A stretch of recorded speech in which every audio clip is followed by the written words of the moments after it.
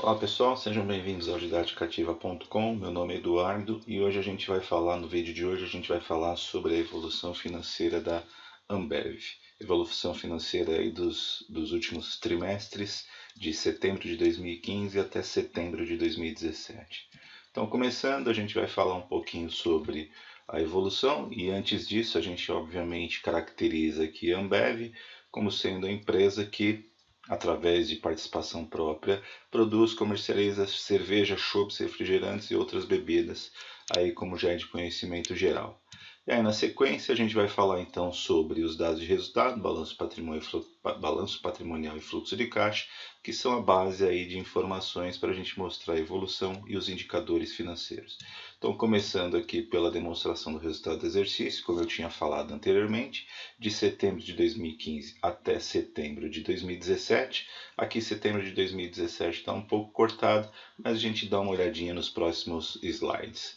Aí na sequência a gente fala do balanço patrimonial na parte do ativo, depois dando sequência na parte do passivo, e aí a gente fala também um pouquinho, a gente mostra aqui a evolução do fluxo de caixa, separado entre caixa operacional de investimentos e o caixa de financiamentos. Aqui a gente já começa com a parte gráfica, mostrando exatamente o fluxo de caixa, mas de uma forma um pouco mais visual, ou seja, vocês vejam aqui que as atividades operacionais estão aqui nessa cor um pouco mais escura, e as atividades de financiamento e de financiamento, de investimento e de financiamento, estão aqui nessas demais cores. E aí agora a gente vai falar sobre a evolução do resultado, começando pela receita operacional líquida. Então a gente vê aqui que de setembro de 2015 para setembro de 2016 houve uma queda de 2,4% e se recuperou de setembro de 2016 para setembro de 2017, 8,4%, no acumulado aí dos 2 anos, uma evolução de 5,7%.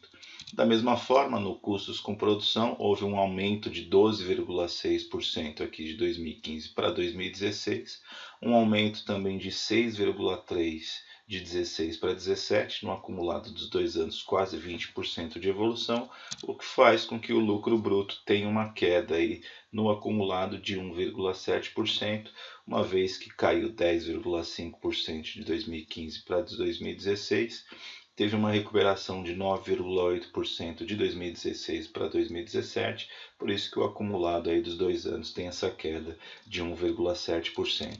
E aí aqui a gente vê que o KIGR, crescimento médio ponderado, teve na verdade uma queda de 0,9% aí entre esses 2 anos. Na sequência do lucro bruto, a gente mostra a evolução do EBITDA, e aí novamente uma queda de 2015 para 2016 de quase mais de 20%, se recupera de 3,9 para 4,5 em 2017, mas ainda assim no acumulado dos 2 anos, 9,3% é a queda no EBITDA. Aqui um comparativo entre o EBITDA e o fluxo de caixa operacional.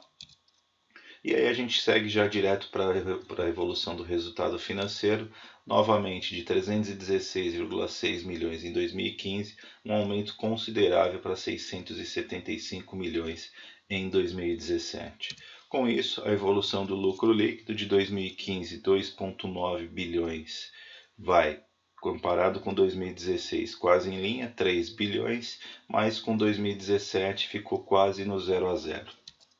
Aqui a gente vê novamente a montanha-russa, que é a evolução do lucro líquido da Ambev. E por último a gente fala, e agora a gente começa a falar da apuração dos indicadores financeiros, começando aqui pelas margens, margem bruta e margem operacional. Margem bruta é um reflexo do lucro bruto em relação à receita líquida, margem operacional é o lucro operacional em relação à receita líquida. Na sequência, a gente fala da margem EBITDA, o EBITDA em relação ao lucro líquido, em relação à receita líquida, e a margem líquida é o lucro líquido em relação à receita operacional líquida. A gente vê aqui o lucro por ação, 0,75 em 2015, como em 2017 quase não teve lucro, ficou no 0 a 0. E depois disso, o valor patrimonial da ação de 3,07 em 2015 para R$ 3,00 em 2017. Aí a gente entra agora na parte dos índices de liquidez, começando pela liquidez imediata, passando pela liquidez corrente, passando novamente pela liquidez seca e finalizando na liquidez geral. E aí o comparativo entre os 4 índices de liquidez. Depois disso a gente fala um pouco que a gente mostra o giro dos ativos, ou seja, quanto de receita tem em relação ao total do ativo, o ativo total.